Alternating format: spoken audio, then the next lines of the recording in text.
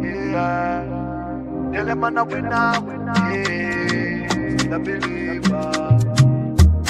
Give thanks, so when me I bleed. Set speed, I carry on now. Big man in town, them shoulda know say me I keep it crown. Yeah. Plant seeds, work feed. Well, enough of them want ready born. When the food gone so long, them run. And them can't be found. Still man fight the fight, me not give in. Day and night, me keep on building. Way of life, me breathe out, breathe in. Oh, oh, oh, oh. Tell them I'm a winner, yeah. Not pop down, not Joe, not turn in a sinner. Oh, man still a believer. Even if me get knocked down, me keep the bounce. Now see me front, you got me from a little and a grow. Come on a winner, yeah. Still a believer.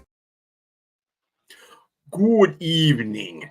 Welcome to the Friday with the Fellaz show. It is Friday. What is today? Today is the 5th. Yeah, the 5th. I look at my calendar. I don't know where I've been all day. Anyway, it is Friday the 5th of September. It is football season officially. We had a game yesterday between Dallas and Philadelphia, and right now we have one in Sao Paulo with Kansas City and San Diego. The LA Chargers, and the LA Chargers are winning 10-0 right now, and they're moving the ball pretty effectively. Kansas City is driving right now. 9-12 left in the second quarter. What's going on, James? Hey, it's this guy right here, James. What's going on, man? Man, look, the way you came in with good evening, I was like, oh, is it Halloween? Is it Friday night? I mean, what's going on?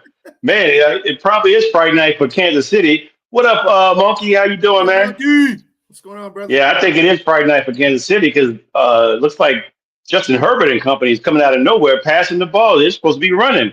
With brand new rookie, Najee Harris, a big offensive line. You think this is Jim Harbaugh's, Jim Harbaugh's, his mantra is to run the ball, but I think he knows what he has in Justin Herbert, and they look like to surprise Kansas City. I picked him to win this game, so we'll see. Yes, 4th down again for Kansas City. Yeah, 4th and 1.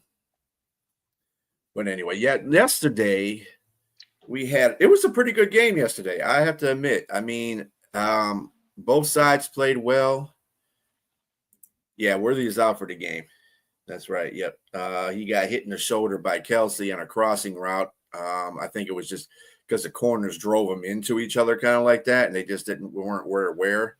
And Kelsey put a hit on him. Kelsey, a big boy still, he's a tight end, and he tore Worthy's shoulder up. When you get hit and your feet come from up under you and you fall on your back, you got hit, buddy.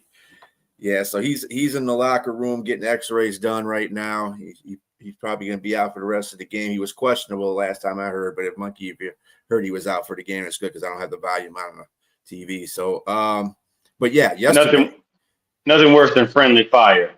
No, and Hollywood Brown looks like a has-been from Hollywood out there. So he's doing what he does best, dropping footballs. Oh my goodness.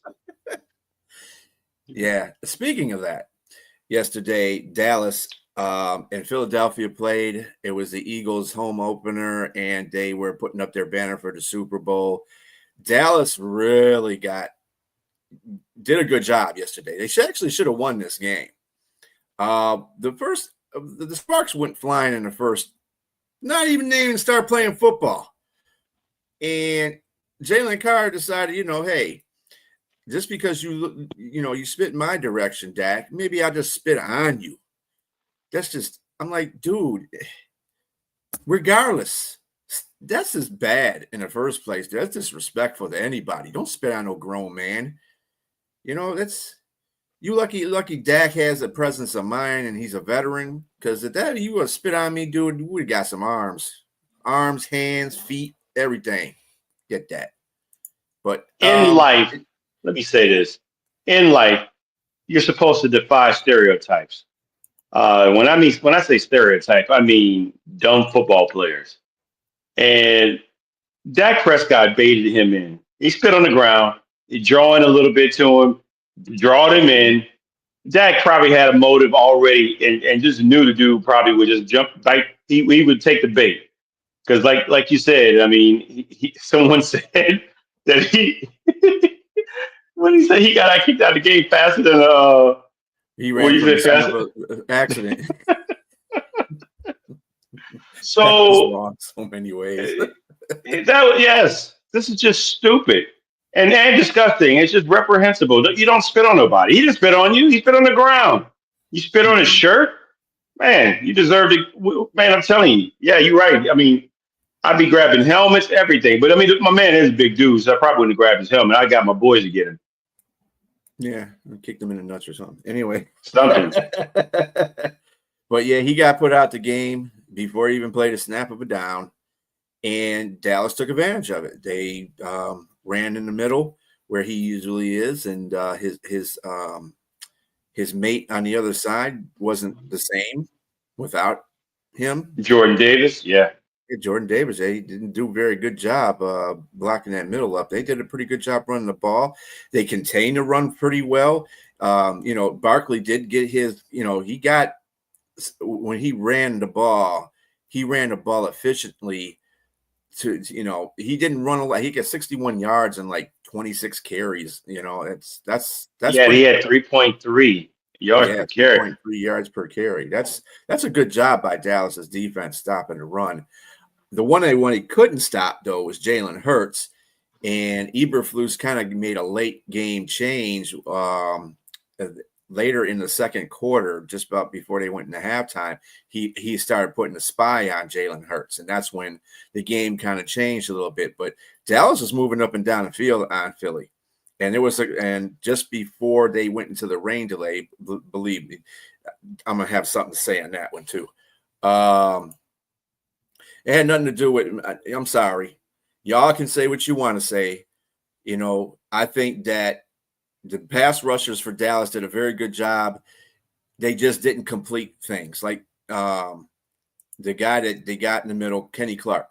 He did a very good job. He stopped the run pretty effectively. If you're running through the middle, he got pushes up the middle so linebackers can come in and make Jalen's life a little bit hectic. And they just didn't finish. There was a couple times they could have got sacks. They just didn't finish. And then when they, Hurts got out of the pocket, and since there was nobody out there to spy on him, he just ran free willy. And Eberflus fixed that problem. Might have been a little bit too Yeah. late at that point, but still he fixed it, and he didn't do that anymore. And then they got a couple of sacks on Jalen too in the second half. The Mr. What's his face? The ball carrier for Dallas. Just before the rain delay, Miles Sanders. He was going to fumble. Yeah, Miles Sanders. That dude, I don't even know why I forgot his name because that dude was mouthing off about Philadelphia. And Karma is a mug. And you fumble the ball, that's on you because that's the reason why you won't play in Philadelphia no more because you don't know how to hold on to the ball. So that's what happened. He fumbled the ball, and then there was a rain delay because Dallas was getting ready to score again. And it's just – I mean, I have to agree with you for the most part. Initially, Miles Sanders had a big run for like 49 yards or so, and got tackled. But then he fumbled the ball in a deep drive that they were close to scoring, and Dak was able to save a touchdown from the Eagles by making a game-changing tackle or a TD-saving tackle. And for the most part, I mean, like I said, I agree with you. Dallas played a really good game defensively. I have to agree with you, not Monkey, because uh, in the second half they only scored 3 points. No, I mean it was only 3 points total for both teams. In the second half, so both teams played pretty good defense on the second half. But I will say there's a reason that Dallas didn't win this game, and it's from an unlikely culprit, and that's in CD Lamb. CD Lamb dropped two unprecedented, uncharacteristic drops, two important drops. Three, but two were in the fourth quarter and likely game changing. They could have scored a touchdown and won the game, or at least a field goal to get it close. But yeah, they really CD Lamb I think he set them up for failure in that regard. yeah, But CeeDee because Lamb Dallas was stayed definitely close. he was playing his namesake in that one, a lamb. A dude dropped.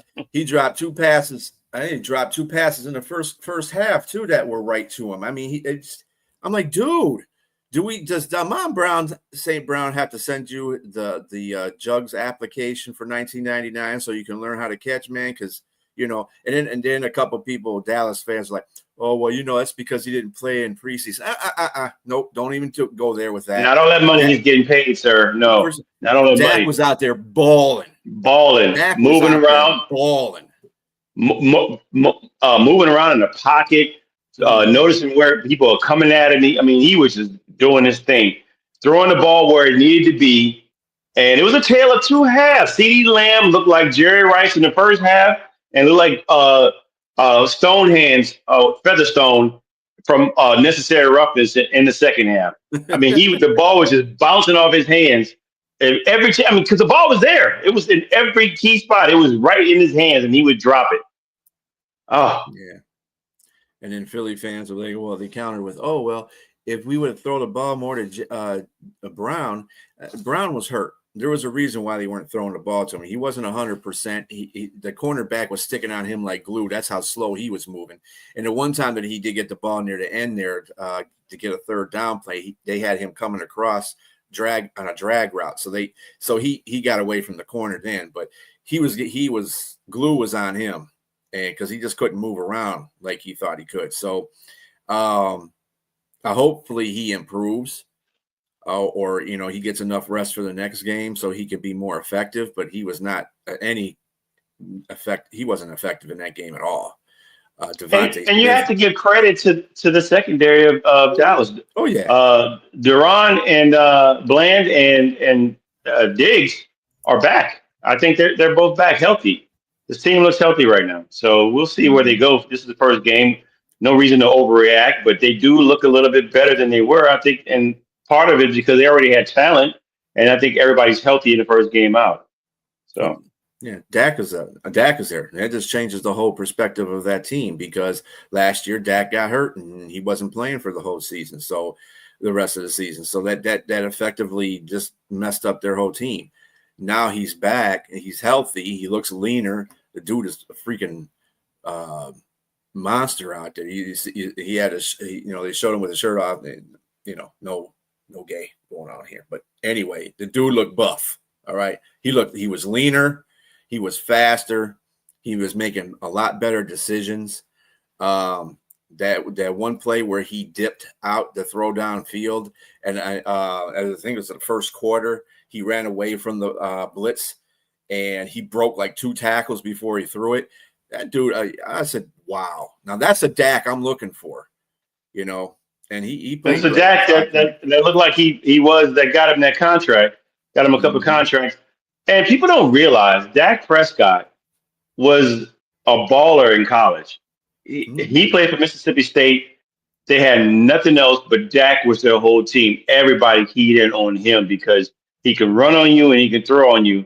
And he was selected in the 4th round, but he has far exceeded 4th round expectations. Now he had a high floor. Maybe a little bit of a high ceiling, moderate ceiling.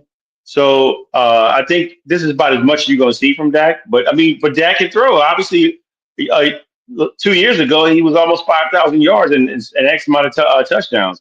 That's what got him that next contract. So just I would say just be mindful that Dallas might be a little bit better than we thought. Yeah, Javonte played pretty well, too. He had 2 touchdowns in that game. Not too bad. I mean, Miles Sanders was effective, but that dude is slow. He is slow. When he broke away for that 50 yards, it's like, what? How did he break away from there? But he got and he got caught, too. In fact, Cooper DeJean, he was up there. He tried to knock the ball out of his hand before he tackled him. He could do all that and eat lunch and everything by the time he tackled him. I was like, dude's slow. But what's going on, Robbie? What's up, man? So yeah, it was just a very entertaining game. I think Philadelphia a couple of times lost their kilter. I think that's something about Nick Sirianni teams. Sometimes he doesn't have them being disciplined, and that gets them in trouble with the Jalen deal. There was a couple other penalties they got, personal foul penalties they got for just John. And then there was the one penalty that somebody ripped one of the Dallas Cowboys headgear off, but yet they got 2 penalties. I'm like, did you not see? There's a guy that doesn't have a helmet on. I don't think he took it off just because he wanted to. Somebody ripped it off his helmet. Jeez. It was Cooper DeJean. It was him. I think this is a punt return or a kickoff return. I think. Yeah, it was a kickoff return. Yeah, kickoff return. Yeah. Yeah. So it was. There she is. What's going on, Sonja? In the house. Hey yo. Hi guys. I couldn't miss out. How y'all doing? Pretty good. How about you? Good. Sorry I'm late for the party. Duty call. Right. It's okay. Late night. Better late than never. Yeah, I text y'all to let y'all know I was coming. So good evening, everybody that's coming on and all that stuff. I see y'all talking about my favorite topic. So I'm just gonna let y'all wrap that up. Y'all been handling it, and then we'll delve to the next. But let's definitely talk about that. How far have y'all gotten? 15 after in this conversation. We're still talking Dallas and Philadelphia from last night and how good the game was. It was a really good game. I thought Dallas should have won because of CeeDee Lamb. CeeDee Lamb was shut down. He was part of the Eagles' offense on the sly. I think this game was kind of doomed from the beginning when Jalen Carter and this Dak situation. I think that right there isolated it and kind of evened the playing field.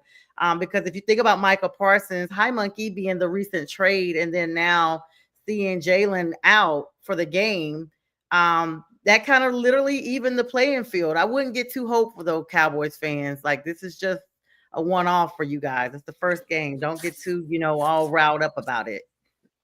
I mean, it got hope. You always can have hope for your team. I would say the same thing for the Philadelphia fans too.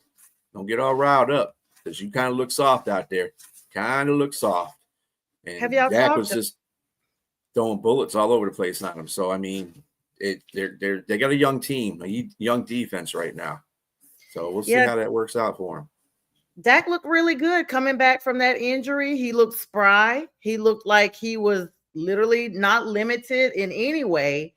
Still speed, still agility. Didn't see a whole lot of running from him, especially in comparison to Jalen Hurts. But I mean, Jalen was making it happen for the Eagles. He was the Eagle. Like, he made up the difference. He was the offense on that team. But I mean, what do you guys think about? I don't know if y'all have already talked about it. If you have, please forgive me. The beginning of the game, before any downs were even played, now this video is coming out now that Dak actually was the spitter and was retaliatory spit upon, but his spit actually landed from Jalen onto Dak. But that there's a video out now. TMZ has it out that it looked like, actually it's on Sports Illustrated too. Did you guys already talk about that? Yeah. Yes, but we can bring it up again. And okay. I'll just reiterate that Dak spit on the ground. First of all, to me, Dak was playing chess. He knew that this dude was going to come walk over and be dumb and stupid and do something silly. And he spit on the ground, jawed and talked at him. And he played a chess move, and he played King Me B. Yeah. I mean, he spit. He baited him in. He did spit in the direction of Jalen, but it was at the ground. So and then he came and what Dak was saying in this press conference is that Jalen was saying something derogatory about his rookie offensive lineman, and he didn't take well to that. He goes, "Why are you talking about my offensive lineman like that? He's just a rookie. Chill out, man." And that's when he stepped out there and confronted him. And that's when Jalen said, "Oh, well, you trying to spit at me?" Because he's spitting on the ground. He spit over his offensive. This is how Dak made it sound like he was doing something innocent. But I know he was trying to set him up. And he went out there to confront Jalen, and Jalen spit on him. And Jalen was the lesser dude for that. You can't be spitting on a grown man. This is disgusting, and it's stupid at the same time. It's so ignorant. I mean, I still go back to, and JTrain can definitely back this, of course, with both of us living here in Atlanta. I still go back to, dude, be more grateful. You have gone through a lot of stuff in your young life you have taken lives or had something to do with lives being lost, and you are grinning and skinning while other players are 6 feet under that you had something to do with their demise, and you are all the more not even humble for it. That's what gets me. That makes me always be like, my dad used to always say, never be the person that's in such a way that people will always, because we come from a small hometown, always look at you and be like, I remember her win. You never want your I remember her win to be negative.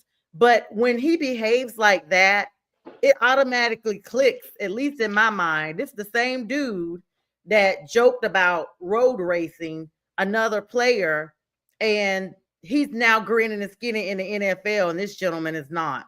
It just makes me just kind of look at him in a different light. If you do that and you get away with that in some way, at least in this life, you should be more humble and more grateful to be where you are. Yeah. I mean, I don't know if you caught our joke about that situation. It said Jalen Carter left the game faster than he left the scene of a crime. Oh no! Did you guys say that on here earlier? I didn't. Yeah, I didn't watch anything. I just was trying to get situated and get on. Oh, it was funny. It was when I saw that, I was like, oh, I know they didn't do that. I knew somebody was going to say something bad about him after that happened, but yeah, his nickname is Cornbread, so Is what? His nickname is Cornbread. He won't choke. Yeah, from life. Or the bread man. The bread man. That's what they call him. The bread man. They call him the bread man. They said because he always delivers. That's what they called him at UGA. Yeah, he delivered all right. Delivered that loogie on deck. Right. And he about to get delivered a hefty fine. Yeah, he'll get a hefty fine. Somebody's like, he should be suspended for the whole season. I said, okay, now that's a little bit extreme. I think they're going to give him a huge fine because he already sat out the game. He made his apologies. He apologized to Dak. He apologized to his teammates. Let that be the last time he does something stupid like that. It's just a young player doing something stupid. And okay, let bygones be bygones. You guys lucky you won. Let it roll. Yes, the NFL just find you. Rolling on into the official season tonight, the game's going down to Corinthians Arena, Chiefs and the Chargers. That game is on right now, live from the first game in Sao Paulo, Brazil. Yep. You guys got a score check on it? I don't even have a TV on. Yeah, it's 10-3. San Diego. Dang, I keep saying San Diego. The LA Chargers is still on they're on the 20. They just took a timeout. 59 seconds left. There's a flag. I don't know what the hell's going on here, but they're moving back, so it must have been against the Chargers. What? That's if there's a flaw. They've been charged with 3 or 4 holding penalties. Yeah. Wow, that's super. Well, Kansas City has too. Kansas City's offensive line has been getting a lot of flags too. That's wild. In fact, they were talking so much about the new draft pick Simmons for Kansas City. They were up there. Looks good, actually. Rich Eisen and Kurt Warner were talking about him so good, and then he gets a penalty. I said, well, see, that's what happens when you keep speaking him up. He's going to get a penalty. They jinx it. Speaking of speaking him up, I know you guys probably haven't had a chance to bid adieu to Amari Cooper yet. After 10 seasons, he has decided he was not going to return. Actually said he is not enjoying the game anymore. So that's why he is leaving. What were y'all's thoughts on that? I agree with him. When I saw his practice when he came out, I was like, is that a wide receiver or an offensive lineman? Because he looked like he was eating some donuts in the off season, boy, before he came back. I couldn't tell if he was about to go out for the pass or he was a lineman going down the field about to get the penalty on him. I didn't know. I was like, what? Weigh in before he got back. They were like, bro, you can't pass again. What have you been doing? He said, you know what? I'm gonna hang this one up, man. I'm gonna go back to these little Debbie snacks and get back on the couch. He had him in his bed. He's like, I'm out. Well, I mean, he signed a contract to come play in Vegas, Monkey. So that's y'all be killing me with that. Right, with new So he Pete was looking Carroll. bad. Come on, Pete is Yeah. gonna keep hope alive out there. He's gonna reignite the And maybe Raiders. he was going back there to retire. Yeah, maybe Yeah, that could have been it. yeah. That's what I'm thinking is going on with Adam Thielen. You know, he wanted to go back to Minnesota. He's got family in Minnesota. He just turned 35. He's been hinting at retirement even when he was He'll with the retire in Panthers. there. Yeah, he's gonna retire there. That's it. You know, his kids were literally, they had a video clip. They were really excited that they were going back, you know. Well, it looks like that Chargers couldn't push it in, but they did. They're kicking the field goal. It's good, so it's 13-3. The Chargers. The Chargers couldn't keep their charge. They couldn't stay engaged. The Chargers and Chiefs. Chargers are sending 220 votes to the Chiefs. They're giving it to them. You know, Monkey, I'm watching the game too, so the I like your play-by-play, but chefs and the refs. Oh, Monkey, I'm so glad to see you on here, though. I know it's been a while. Thank you for all supporting us. So he just want to make sure we know that he's still here. Yeah, Dicker the kicker. That's what they call him. That's what Eisen calls him, Dicker the kicker. Yeah. Speaking of kicker, there's some kickers that are going on injury reserve already. I mean, I guess this is kind of like you've given your all during the off season, during the preseason. I mean, there wasn't really that much preseason out there actually, but there's a lot of injuries already out at the very beginning of the season. And the first is going to be Tyler Bass for the Buffalo Bills. He's going to be on injured reserve with a left hip groin injury. And the team has now signed Matt Prater, who is expected to kick on Sunday's game. Of course, congratulations to Zadarius Smith, got a 1-year deal with the Eagles as their linebacker. And several players are out for the Bucs. Pay attention, fantasy people that's got Bucs on your squad. Several players are ruled out for Sunday's game against the Falcons. Do the Falcons play Tampa Bay this Sunday? That's crazy that they're starting them. I had to ask to be sure, like that's got to be a typo. So, all right, considering it's a divisional matchup, they're going to be wide receiver Chris Godwin Jr. with his ankle, tackle Tristan Wirfs with a knee injury, and safety Christian Izion an oblique injury. Falcons on the other side are without their safety DeMarco Hillams. He's got a hamstring injury. And offensive lineman Jack Nelson is complaining of calves. They're also going to have a questionable player in Darnell Mooney. Y'all remember him from last season. He's got a questionable shoulder injury, or should I say he's questionable with the shoulder injury. So we'll know at game time on Sunday. Who y'all think's do you think these guys are really difference makers in this Falcons matchup? I mean, Michael Penix Jr. is taking his first game as a Falcon. Starting with the season. You guys think it'll be a difference maker with these two being in the same division? You forgot the most important injury, and that's on Atlanta's offensive line, their left tackle, out for the season. The right tackle. So right tackle, yeah. That guy that protects Penix's blind side. During the Lions game. During the Lions game, right? He's the one that got injured then? I don't know if it was during the Lions game. I think it was the game after that. I don't know which game. I think it might have even been in practice. I'm not sure. I think so. I think it was practice. Yeah, I forgot. I guess I didn't mention it because I knew he was already out for the season, and I had talked about that on my Wednesday show. But nonetheless, we're here Friday now. That is a main thing, especially with Michael Penix Jr. being in his first season and it being, his first full season, and he needing that protection. So look for folks to be trying to get after him. I'm just going to say it. So Kevo, if you out there, we're going to see now if Penix Jr. is really going to be able to live up to the hype as a standalone man. Yeah, it's going to be a tough game for both teams because, but although I think edging it out, I think Tampa Bay would have the advantage slightly. But both teams are missing like an important piece of their offensive line. Vita Vea is also missing from the lineup. Wow, I did not know about Vita. I did not know about Vita. He's not playing either. So that's going to be across the league. A lot of players are like starters are missing in this first game, and I would have to attribute this to not being able to play and get reps. in preseason. I think it's just a lot of this is going on, and these guys are getting hurt in practice, and I don't know. It's just too many injuries going on in the first game to be the first game out across the league because the New Orleans Saints they'll be missing Chase Young for the first Yeah. game due to a calf injury. I It's was just looking at crazy.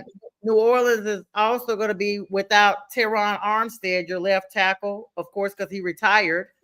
Yeah, I'm about to say Um, we've been without him for a long time. yeah, Yeah, but he's going to be called the Saints legend of the game.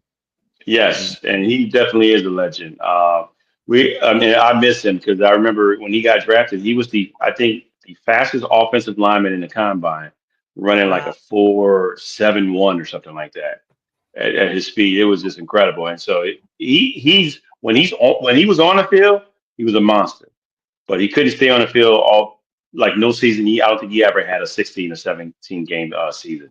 So even with Miami, he got paid a lot of money because he was just when he was on, he was awesome. But and hats off to him in retirement or whatever it is he wants to do. I think Sean Payton. He said Sean Payton called him and wanted him to come work for him in in Denver, and he said no. He said Sean spends too many hours in Yeah. he said Sean spends too many hours in coaching. He said he Oh, couldn't be under him. He said no, he couldn't do that. I just don't think he wants to coach.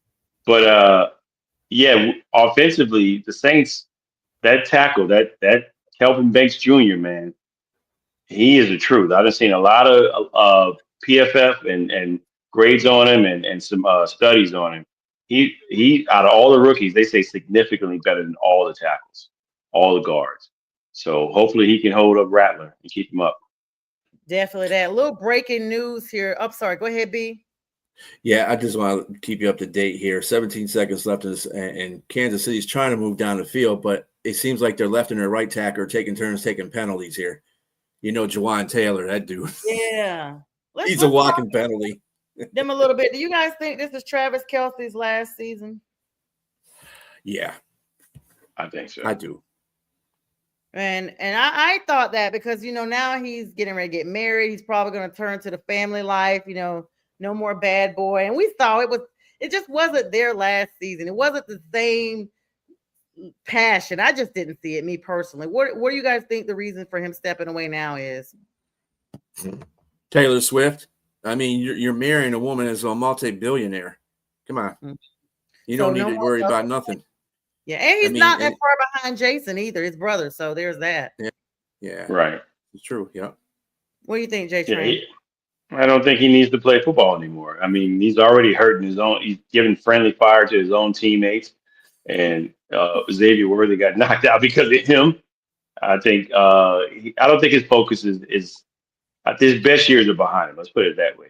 So I think he's probably going for one last hoorah to see if they can get a Super Bowl, and then that'll be it. Speaking of possible last hoorah, some breaking news here, guys, and this kind of makes me sad, honestly. Not just kind of, it really does, because it seems to be a forecast, and I think we all talked about this last season at some point. The news is out of San Francisco. Christian McCaffrey now is ruled questionable with a calf injury. Christian was out all last year, y'all. I called this. I knew this was going to be a problem for San Francisco. Yeah, it was you and me, B. I knew it was. Yeah. I knew we had an in-depth because we talked about what he was diagnosed with. We looked it up. JTrain, you were on as well. We might have talked about that on the unprofessional professional show. I don't know if it was all of us together, but I remember being on the show. By the way, I love that new name, B, the producer there, and shout out to Pink Fan for as well. She's on vacation right now, so she's in Jacksonville, as a matter of fact, at the Panthers game. She's live.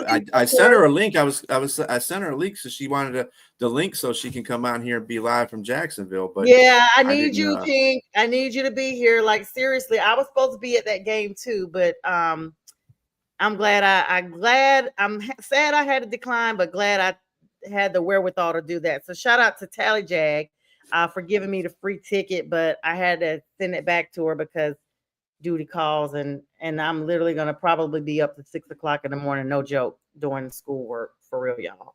So it's coming. It's coming. Yeah, Christian McCaffrey, guys, just very sad because he has battled injuries from the time he left Carolina as he was still with Carolina. In fact, as much of a Panther fan as I am, I blame Carolina for him being in this position because they literally depended on him to do everything except pass out water on that team when he was there. And so Christian has run his body down. His body was literally, he used his legs to be a defender when he's just a straight running back. And I've seen him, literally defend the ball with his legs. They would literally say those legs are still churning. Of course, his dad, Ed McCaffrey, great time in the league as well. Christian got married during the offseason and has a baby on the way. And I mean, now he was supposed to be coming back. I think I need to double check my fantasy because I think I picked him up as an alternate. Now I need to move him because everybody had him on the fantasy as, one of the top R&Bs, running back, R&Bs, because he had been out and he had been rested. But guys, this just may be a situation he can't overcome, and I'm really sad because this is gonna be it, guys. That brand new group, C-Mac and the 49ers. Right. Brought to you. So, so yeah, that's tough. I don't know. I mean, what's the extent of the injury? Calf. And Kyle Shanahan. Oh, they already had the baby? My bad. What's up, Steve-O? Sure. I totally missed that. So I've been busy, okay? I haven't been on the socials that much. I had a lot of schoolwork. Y'all know how I roll.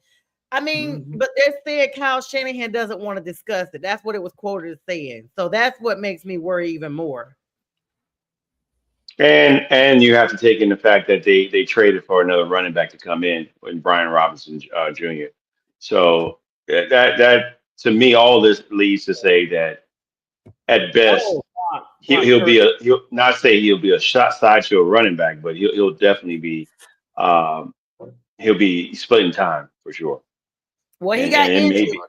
If you guys want to know, he got injured at practice yesterday. That's how it happens.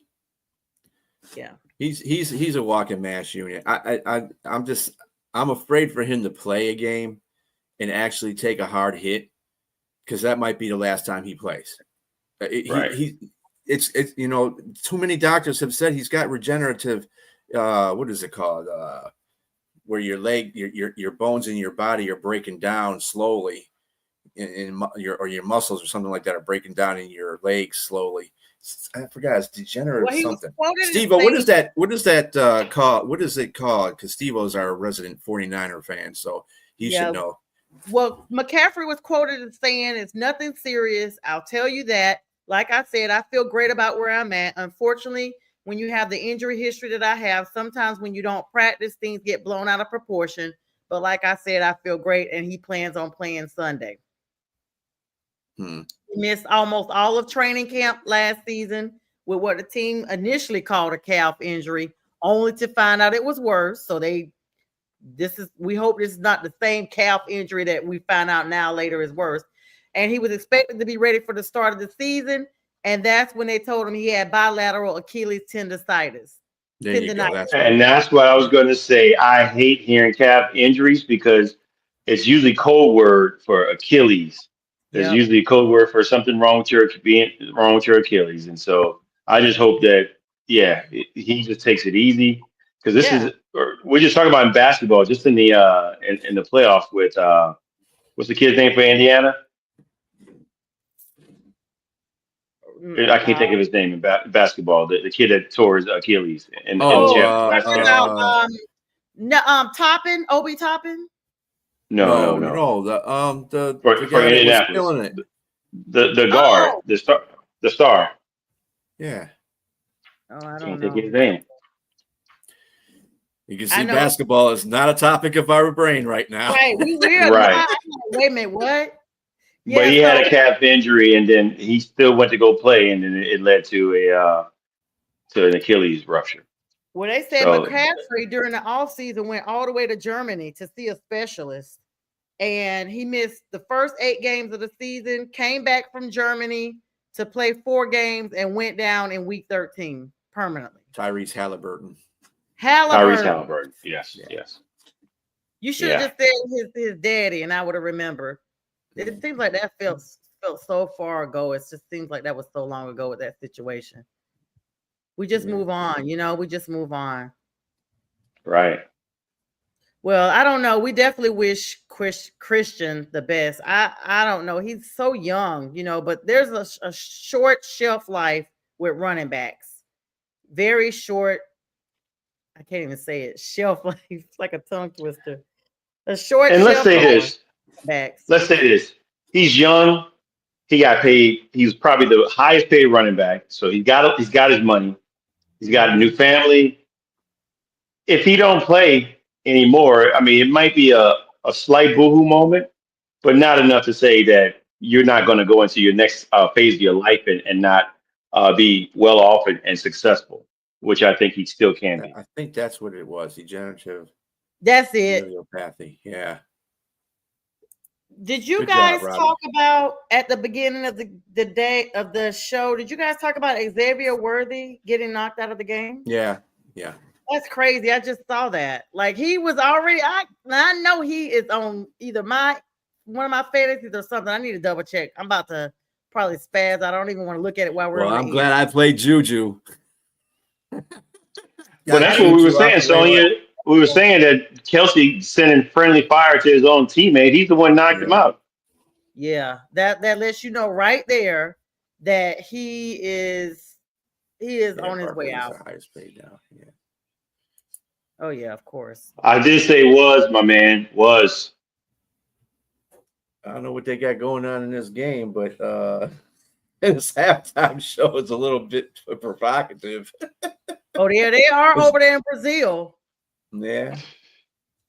Are they doing a Coming to America wedding presentation? What is it? No, they're gyrating. Yeah, that's what I was gyrating. All right, what do you guys think? Now, the season is upon us. Of course, Sunday, we're going to get a chance to see this guy up close and personal. You guys remember the preseason opener with Shedeur Sanders versus the Panthers, and they said it was the highest watched preseason game in NFL history, that game. But guess what? Panthers are about to draw in the ratings again on Sunday when they play Mr. Hunter himself, so the world can watch if he's going to be on these dual roles. Now, the coach for Jacksonville has said they're going to be flexible.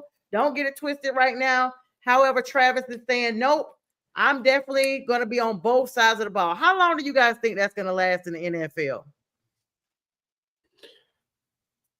They're going to play him like Dion was played like that in Charles Woodson. Those type of players that can play two ways.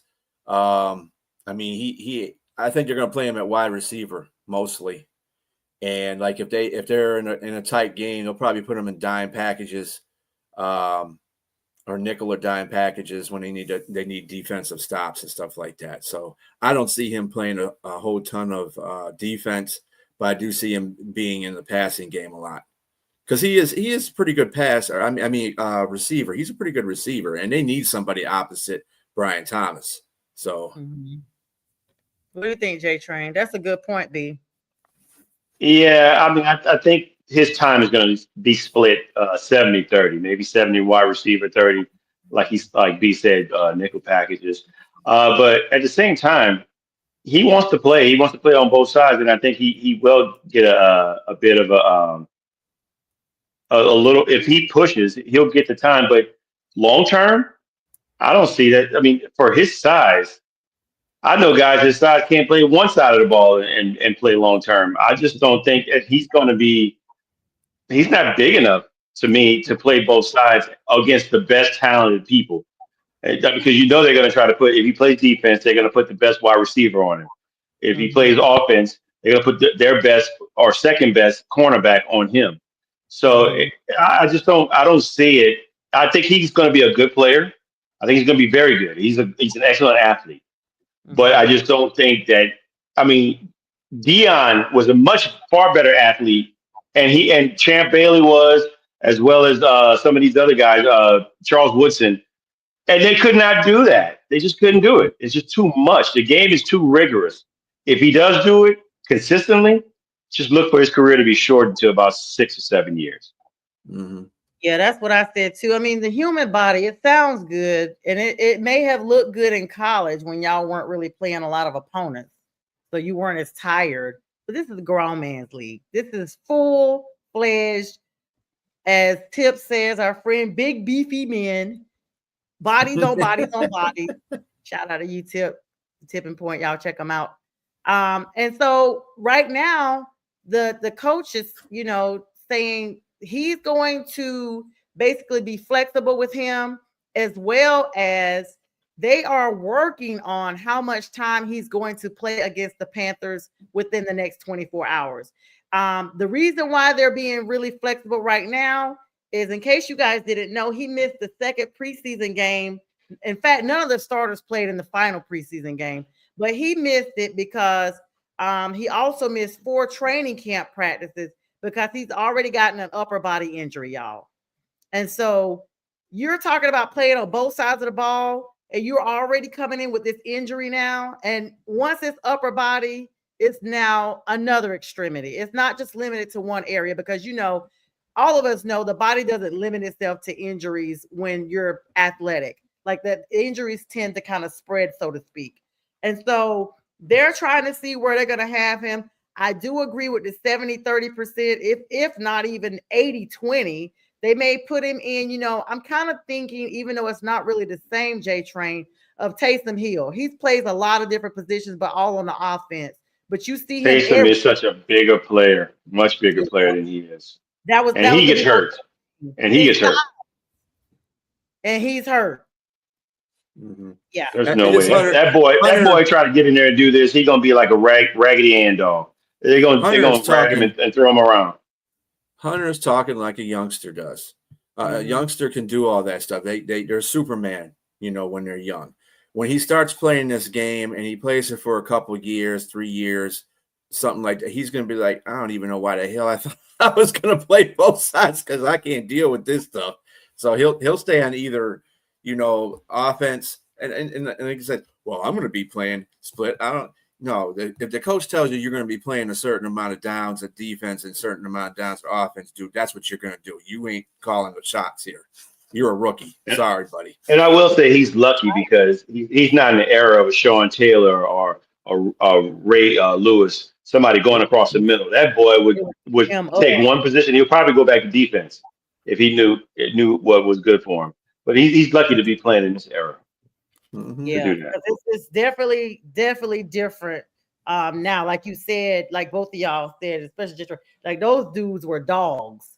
They would get after you and leave your bones out there on the turf, like run straight through you, skin gone, nothing but a pile of bones when they're done. I'm talking about attack with nothing left. And so you're right. Like, just the thought of it probably would keep him on the defense, but we just don't know. I know we all got games coming up on Sunday. Let's talk about those a little bit as we get ready to bend towards the last 10 minutes of our show, Prim and Proper Sports. Thank you guys so much for getting us started here tonight and waiting on me to join you guys. It's always a great time and always great with all of our shout outs and accolades, shares, likes, and love. So we thank all of you guys, and shout out to Elite Sports Entertainment Network, and always our friend Mac, National Streaming Sports, and Miss Linda. Thank y'all so much. All right, guys, what do y'all think of your games on Sunday? I'm going to go last because I don't want to hear what y'all got to say, but we can rebut. We can rebut. You don't want to hear what we got to say. No, I'm talking about my team. Like, if you're gonna bash my team, let's talk about your teams first.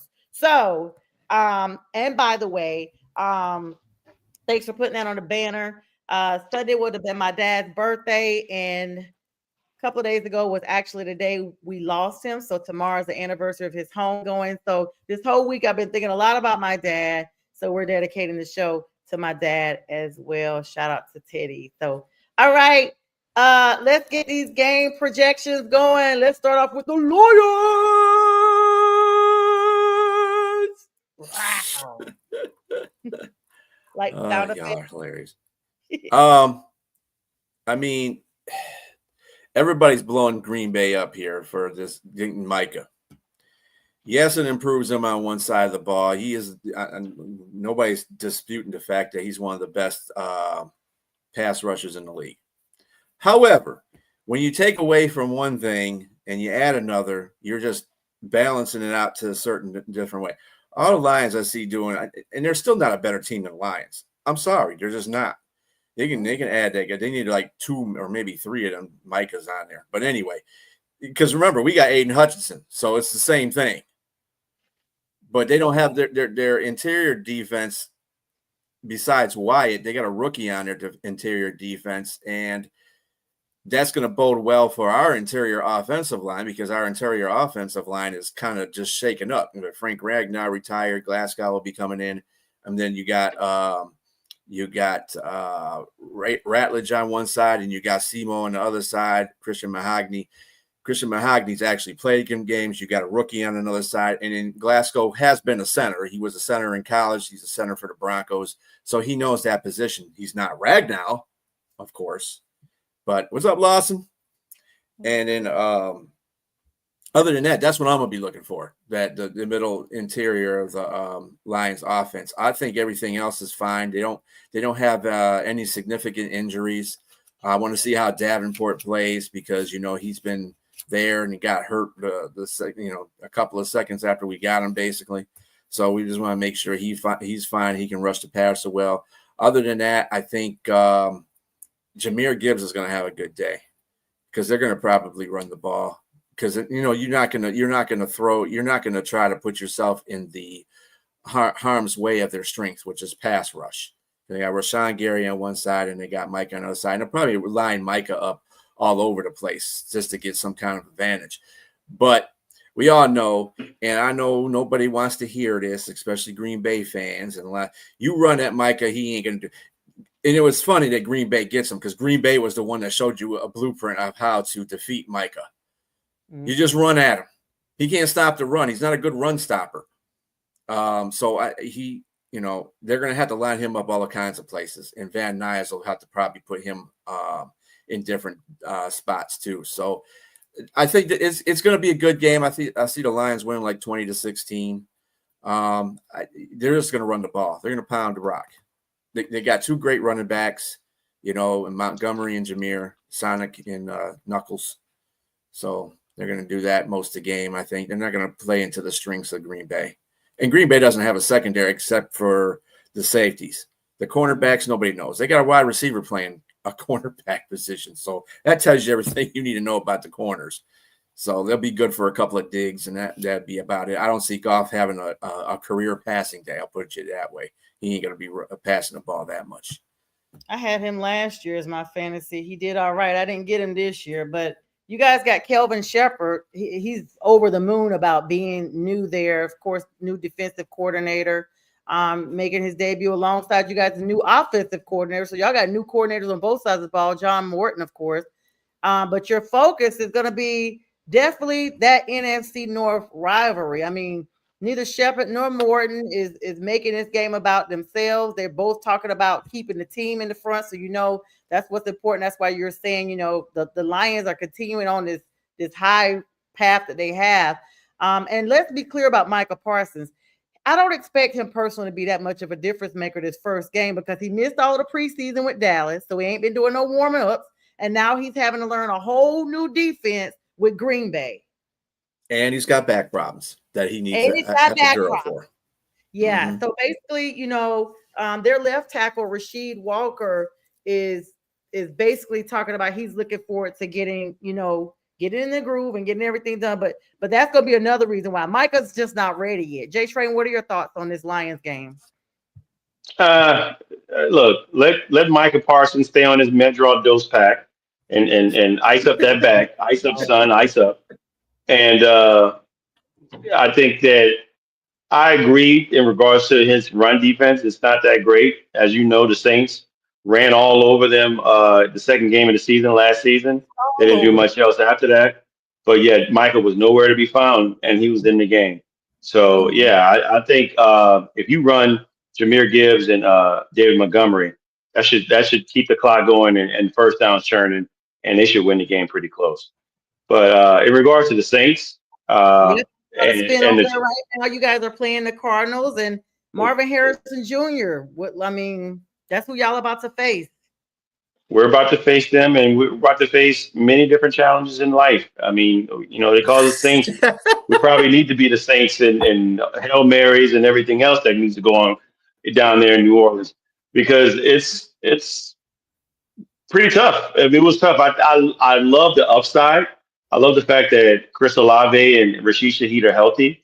We don't have Derek Carr. I'm happy about that.